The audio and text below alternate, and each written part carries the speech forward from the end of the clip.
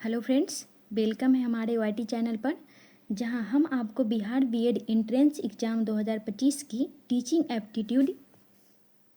Aptitude की पूरी तैयारी करवाते हैं, वो भी सरल तरीके से।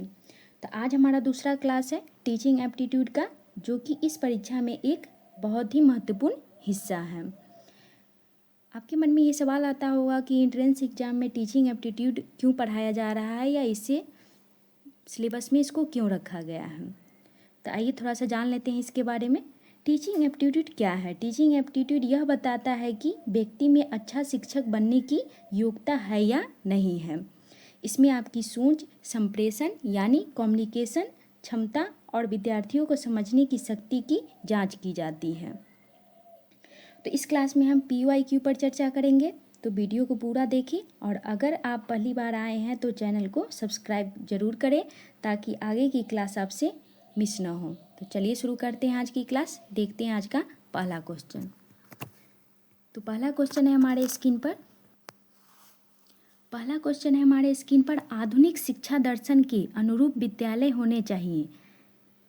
आधुनिक शिक्षा दर्शन के अनुरूप विद्यालय होने चाहिए। कैसा विद्यालय होना चाहिए? तो इसका ऑप्शन देखते हैं। पहला ऑप्शन है वर्तमान सामाजिक संस्थाओं के प्रतिरूप। दूसरा ऑप्शन है सामाजिक विरासत को अग्रिम पीढ़ी तक पहुंचाने वाले। तीसरा ऑप्शन है विशेषज्ञों द्वारा पूर्व विचारित उद्देश्यों के अनुरूप शिक्षण करने वाले। चौथा ऑप्शन है युवकों में सामाजिक जागरूकता पैदा करने वाले। तो इसका राइट ऑप्शन हो जाएगा D will be right answer. युवकों में सामाजिक जागरूकता पैदा करने वाले, D will be right answer. तो आधुनिक शिक्षा दर्शन के अनुरूप विद्यालय कैसा होना चाहिए? तो युवकों में सामाजिक जागरूकता पैदा करने वाला। हम नेक्स्ट क्वेश्चन देखते हैं, क्वेश्चन नंबर 2। तो दूसरा क्वेश्चन है हमारे स्क्रीन पर। एक विद्यालय पाठ्यक्रम को सर्वोत्तम तरीके से परिभाषित किया जा सकता है। एक विद्यालय पाठ्यक्रम को सर्वोत्तम तरीके से परिभाषित किया जा सकता है। तो इसका ऑप्शन देखते हैं। पहला ऑप्शन है छात्रों की समस्त क्रियाओं को सक्रिय बनाने वाली सामग्री। दूसरा है शिक्षण के लिए प्रयुक्त समस्त सामग्री एवं विधियाँ। तीसरा ऑप्शन है विद्यालय द्वारा संगठित छात्र अनुभव। चौथा ऑप्शन है विद्यालय द्वारा छात्र का विभिन्न क्षेत्रों में ज्ञान अर्जन। तो इसका राइट ऑप्शन हो जाएगा सी विल बी राइट आंसर, विद्यालय द्वारा संगठित छात्र अनुभव। एक विद्यालय पाठ्यक्रम को सर्वोत्तम तरीके से प्रभावित किया जा सकता है। कैसे? तो विद्यालय द्वारा संगठित छात्र अनुभव द्वारा। तो सी will be right answer.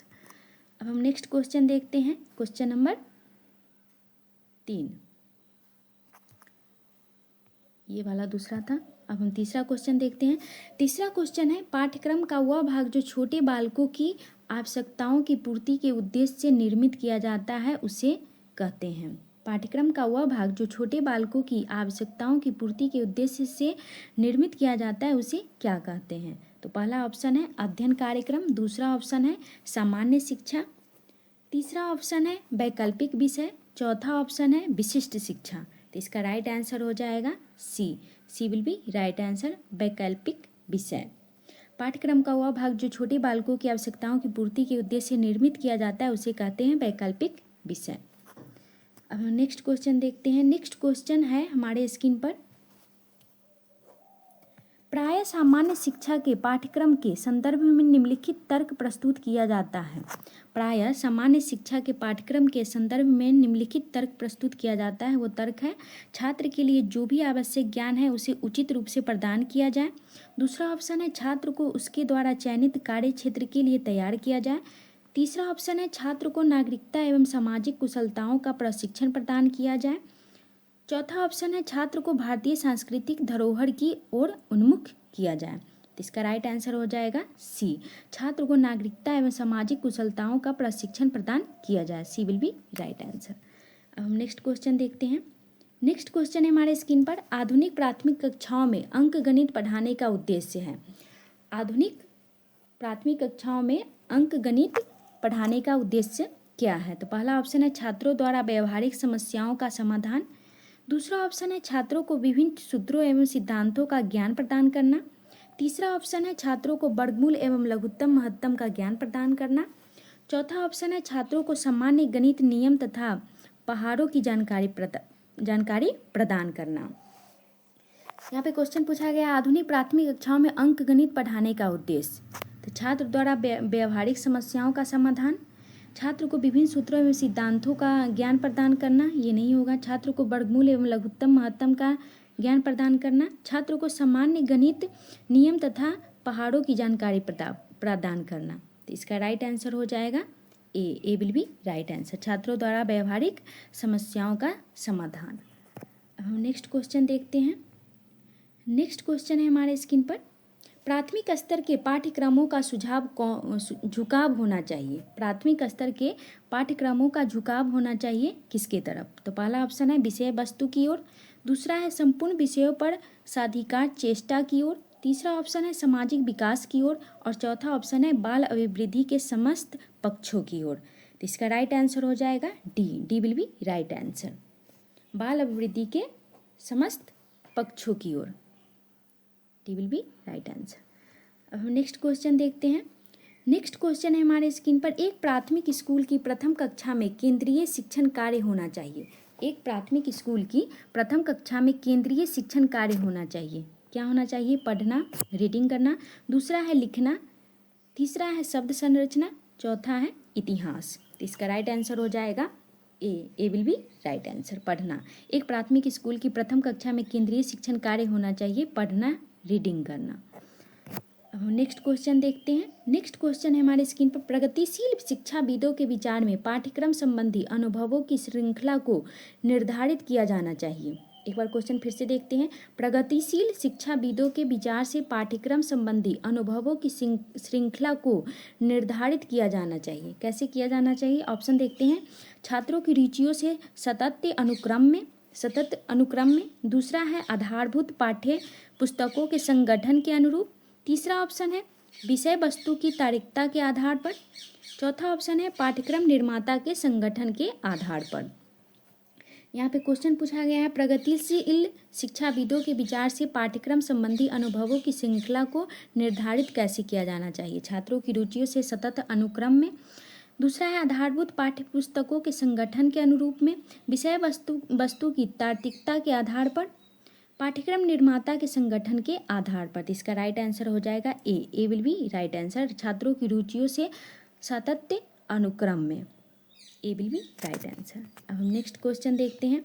Next question देखते हैं, छात्र कक्षा के किसी घंटे में क्या अध्ययन करेगा यह निर्णय करता है। छात्र कक्षा के किसी घंटे में क्या अध्ययन करेगा यह निर्णय कौन करता है?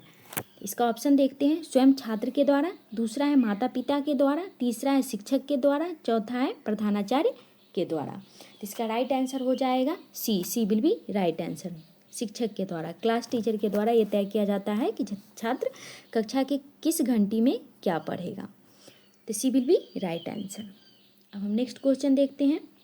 नेक्स्ट क्वेश्चन है, कोर पाठ्यक्रम निम्नलिखित में से किस बिंदु पर जोर नहीं देता। कोर पाठ्यक्रम निम्नलिखित में से किस बिंदु पर जोर नहीं देता? यहाँ पे नहीं पे ध्यान देना है। तो हम ऑप्शन देखते हैं। प्रजातांत्रिक विधियों को, दूसरा ऑप्शन है समस्या समाधान को, तीसरा ऑप्शन है विषय वस्तु की उचित संगठन को और ऑप्शन डी है सहकारी योजना को। तो इसका राइट आंसर हो जाएगा सी विल बी राइट आंसर, विषय वस्तु के उचित संगठन को। कोर पाठ्यक्रम निम्नलिखित में से किस बिंदु पर जोर नहीं देता है? तो विषय वस्तु के उचित संगठन को। अब हम नेक्स्ट क्वेश्चन देखते हैं। नेक्स्ट क्वेश्चन है हमारे स्क्रीन पर, पाठ्यक्रम संबंधी अतिरिक्त क्रियाओं को विद्यालय में सम्मिलित करने का प्रमुख कारण है। पाठ्यक्रम संबंधी अतिरिक्त क्रियाओं को विद्यालय में सम्मिलित करने का प्रमुख कारण क्या है? पहला ऑप्शन है शिक्षकों का व्यस्त रखना, दूसरा है छात्र निवेदन, तीसरा है माता पिता का आग्रह, चौथा है सामुदायिक मांग। तो इसका राइट आंसर हो जाएगा B will be right answer, छात्र निवेदन। पाठ्यक्रम संबंधी अतिरिक्त क्रियाओं को विद्यालय में सम्मिलित करने का प्रमुख कारण है छात्र निवेदन। अब हम नेक्स्ट क्वेश्चन देखते हैं। नेक्स्ट क्वेश्चन है हमारे स्क्रीन पर, पाठ्यक्रम सहगामी क्रियाओं का प्रमुख उद्देश्य होता है।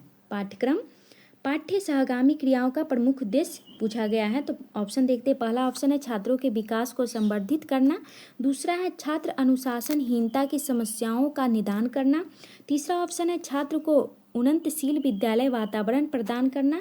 चौथा ऑप्शन है छात्रों को विद्यालय छोड़ने से बचाना। तो इसका राइट आंसर हो जाएगा छात्रों के विकास को संवर्धित करना। ए विल बी राइट आंसर। अब नेक्स्ट क्वेश्चन देखते हैं। क्वेश्चन पढ़ते हैं। पाठ्य सहगामी क्रियाओं का मुख्य उद्देश्य है। पाठ्य सहगामी क्रियाओं का मुख्य उद्देश्य क्या है? तो इसका ऑप्शन है,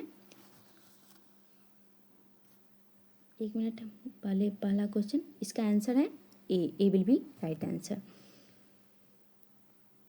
पूछा गया पाठ्य सहगामी क्रियाओं का मुख्य उद्देश्य है छात्रों के स्वर्णिम व्यक्तिगत विकास में सहायता देना। दूसरा ऑप्शन है प्रतिभावना छात्रों को योग्य नागरिकता के गुणों से सुसज्जित करना।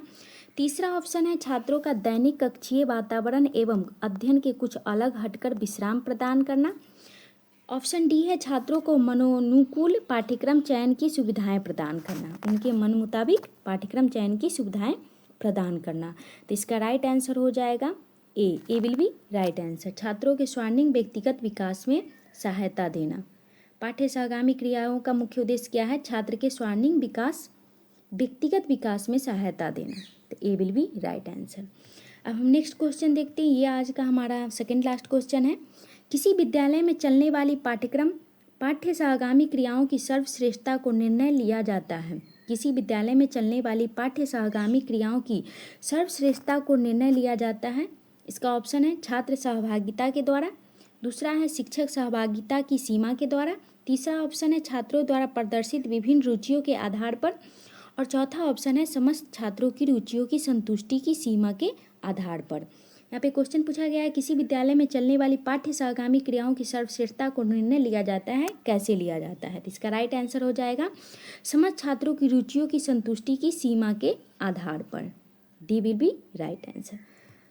अब हम आज का लास्ट क्वेश्चन देखते हैं। Question number 15। पाठ्येतर क्रियाओं में छात्र सहभागिता होनी चाहिए। पाठ्येतर क्रियाओं में छात्र सहभागिता होनी चाहिए। पहला ऑप्शन है अपेक्षित एवं वांछनीय। दूसरा है हतोत्साहित करने वाली। तीसरा है प्रोत्साहित करे किंतु स्वैच्छिक सहभागिता हो। ऑप्शन डी है छात्रवृत्ति के आधार पर चयन करे। तो इसका राइट आंसर हो जाएगा सी विल बी राइट आंसर। प्रोत्साहित करे किंतु स्वैच्छिक सहभागिता के आधार पर। यहाँ पे क्वेश्चन एक बार फिर से देखते हैं। पाठ्येतर क्रियाओं में छात्र सहभागिता होनी चाहिए। अपेक्षित एवं वांछनीय नहीं। हतोत्साहित करना नहीं, ये तो निगेटिव है। छात्रवृत्ति के आधार पर चयन करना चाहिए, ये भी नहीं। तो प्रोत्साहित करे किंतु स्वैच्छिक सहभागिता के आधार पर। तो सी विल बी राइट आंसर। तो ये आज का हमारा लास्ट क्वेश्चन था। वीडियो के अंत तक बने रहने के लिए धन्यवाद। वीडियो को लाइक, शेयर और सब्सक्राइब करना ना भूलें ताकि आपको नेक्स्ट वीडियो समय से मिल जाए। Thank you so much.